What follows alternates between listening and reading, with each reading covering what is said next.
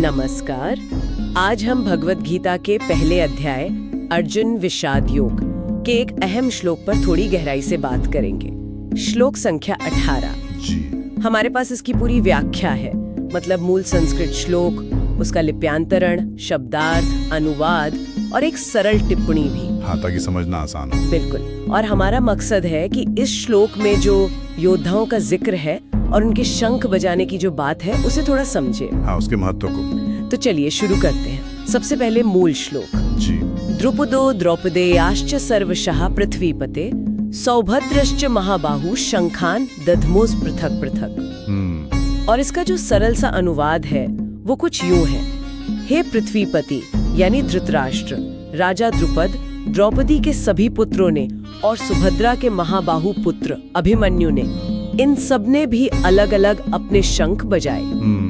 अब सुनने में तो लगता है कि बस कुछ नाम गिना दिए गए हैं, लेकिन ये नाम इतने महत्वपूर्ण क्यों हैं और ये सब हो कहाँ रहा है? हाँ, ये अच्छा सवाल है। देखिए, ये घटना हो रही है कुरुक्षेत्र के मैदान में। युद्ध पर शुरू ही होने वाला है। ठीक। और संजय ये सब आंखों देखा हाल राजा धृतराष्ट्र को सुना रहे हैं। पिछले कुछ श्लोकों से यही चल रहा है। पांडव सेना के कौन कौन से वीर अपना शंख बजाकर युद्ध की तैयारी का ऐलान कर रहे हैं। अच्छा, तो ये उसी क्रम में है। जी, उसी क्रम में। ये श्लोक बताता है कि और कौन कौन महारथी पांडवों की तरफ से तैयार हैं। समझ गई। तो नामों पर आते हैं। सबसे पहले है राजा द्रुपद, द्रौपदी के पिता। हाँ, लेकिन सिर्फ पिता ही नहीं, वो पांचाल के बहुत शक्तिशाली राजा थे और पांडवों के कह सकते हैं एक प्रमुख सहयोगी।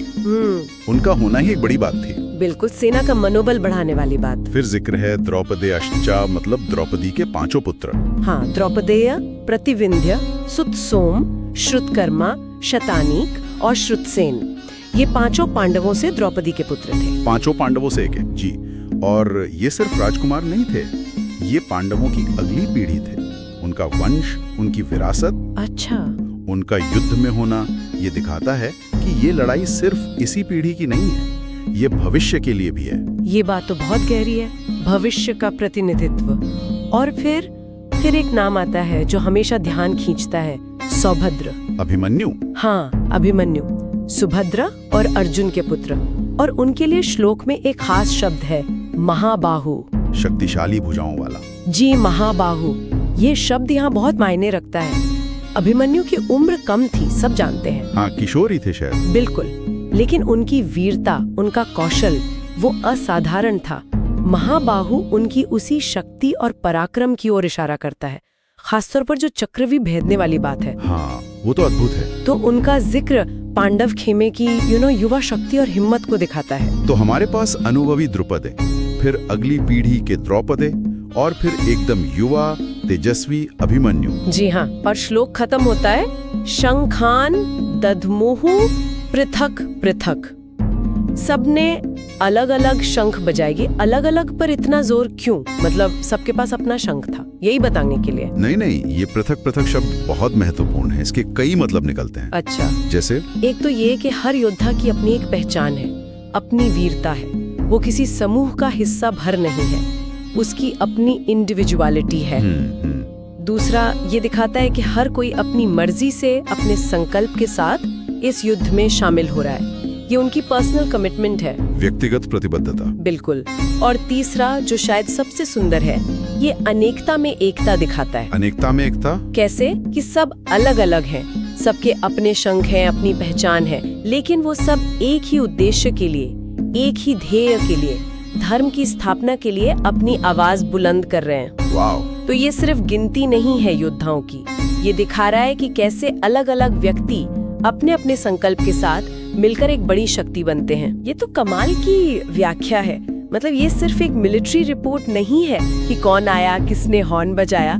इसमें तो गहरा आध्यात्मिक संदेश भी है। हाँ, बिल्कुल है। आध्यात्मिक नजरिए से देखें तो ये श्लोक हमें अपने कर्तव्य, अपने धर्म की याद दिलाता है। कैसे? देखिए, जैसे ये सब योद्धा, चाहे वो अनुभवी द्रुपद हों या युवा द्रौपदे या फिर किशोर अभिमन्यु, सब अपने अपने शंख बजाकर युद्ध के लिए तैयार हैं। हाँ। वैसे ही जीवन में हर व्यक्ति को, चाहे उसकी जो भी भूमिका हो, जो भी अवस्था हो, अपने धर्म के पालन के लिए, अपने कर्तव्य के लिए हमेशा तैयार रहना चाहिए। आवाज उठाने के लिए तैयार? हाँ, आवाज उठाने के लिए, कदम बढ़ाने के लिए। ये साहस की, संकल्प की और अपने लक्ष्य के प्रति समर्पण की बात है। और अभिमन्यु का उदाहरण तो खास तौर पर युवाओं को प्रेरित करता है कि उम्र कम हो तब भी। हाँ, कि बड़ी से बड़ी चुनौती के सामने भी वीरता और धर्म का रास्ता नहीं छोड़ना चाहिए, चाहे नतीजा जो भी हो। समझ गए? तो अगर हम सार निकालें तो भगवत गीता का ये 18वां श्लोक हमें पांडव सेना के कुछ बहुत महत्वपूर्ण योद्धाओं से मिलवाता है। अनुभवी द्रुपद, अगली पीढ़ी के द्रौपदेय और वीर युवा अभिमन्यु जी। और उन सब का अलग अलग शंख बजाना वो सिर्फ युद्ध का ऐलान नहीं है, बल्कि वो उनकी व्यक्तिगत संकल्प, उनके सामूहिक उद्देश्य और धर्म के लिए उनकी जो अटूट निष्ठा है उसका प्रतीक है। बिल्कुल सही कहा आपने। और यहीं से एक सवाल मन में उठता है सोचने के लिए। हाँ। कि जैसे इन योद्धाओं ने अपने शंख बजाकर अपने धर्म, अपने संकल्प की घोषणा की, आज के समय में इस मॉडर्न लाइफ में एक इंसान अपने जीवन का धर्म, मतलब अपने कर्तव्य, अपने सिद्धांत, अपना विश्वास, उसके लिए अपनी आवाज या अपना शंख कैसे पहचाने? ये तो गहरा सवाल है। और पहचान कर उसे दुनिया के सामने कैसे रखें, कैसे उसे सार्थक बनाएं? ये एक विचार है जो शायद हमें अपने अंदर झांकने को कहता है।